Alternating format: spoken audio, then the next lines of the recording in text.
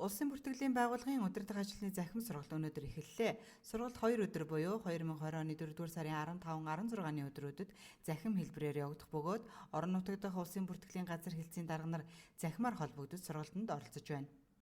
Улсын бүртгэлийн байгууллагын сүүлийн үед хийж хэрэгжүүлж буй үйл ажиллагаа болоод удахгүй болох сонгуулийн ажилд бүх газар хэлтсүүд анхаарч алдаа дутагдaltaгүй хариуцлагатай хандаж хичээнгүйлэн ажиллахыг улсын бүртгэлийн ерхий газрын дарга Баасан Дорж сургалтын эхэнд онцлов. Мөн өнөөдрийн сургалтаар хэн ямар сэдвэр чиглэл өгөхийг товчхон танилцуулж улсын бүртгэлийн байгууллагын ажилтан албан хаагчид сахилга бат хариуцлага ёс зүйг чандлан сахиж ажиллахыг дурдлаа.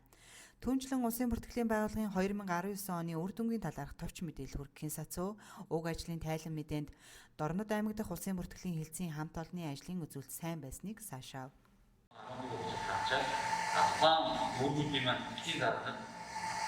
Амон бодол тренингийн улсын бүртгэлийн газар гэдэг юм уу хяналтын байдлаар гэдэг юм захааны ажлууд маань 17 чаттай үүнээс утсан талаас ажиллаж шүү. Тэгвэл бидний хүмүүсээ ажиллаа энэ хөдөлгөөнд имжлийг үүсгэх хангаж ажиллах юмаа гэдэг хавьд ихэнхийдээ Үргэлжлүүлэн улсын бүртгэлийн ерхий газрын тамгын газрын дарга Цолмон, захиргаа эрхцэн хэлтсийн дарга Мөнх Цэцгэн нар улсын бүртгэлийн ерхий газраас удирдлага зохион байгуулалтын хүрээнд авч хэрэгжүүлсэн зарим ажлын сэдвээр мэдээлэл хүргэв. Үүний дараа иргэний улсын бүртгэлийн газрын дарга Нарман дахь, эд хөрөнгийн эрхийн улсын бүртгэлийн газрын дарга Ариун Болд, хуулийн этгээдийн улсын бүртгэлийн газрын дарга Аюуш, улсын бүртгэлийн нэгдсэн архивын дарга Оюн Гэрэл нар тус илтгэлээ хэлэлцүүлэн мэдээлэл хүргэж харилцан солилцлоо. Улсын бүртгэлийн ерхий газрын удирдах ажилтны сургалт зөвлөгөөнийг жил бүрийн эхний улирал багтаан зохион байгуулагддаг байсан.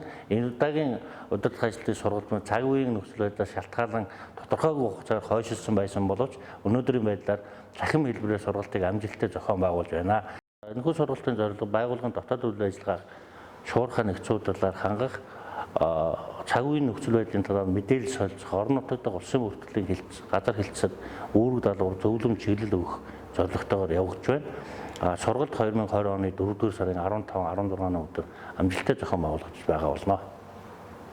Маргааш буюу 2020 оны 4-р сарын 16-ны өдөр улсын бүртгэлийн байгууллагын удирдах ажилтны захим сургалт 2 дахь өдрөө үргэлжилнэ.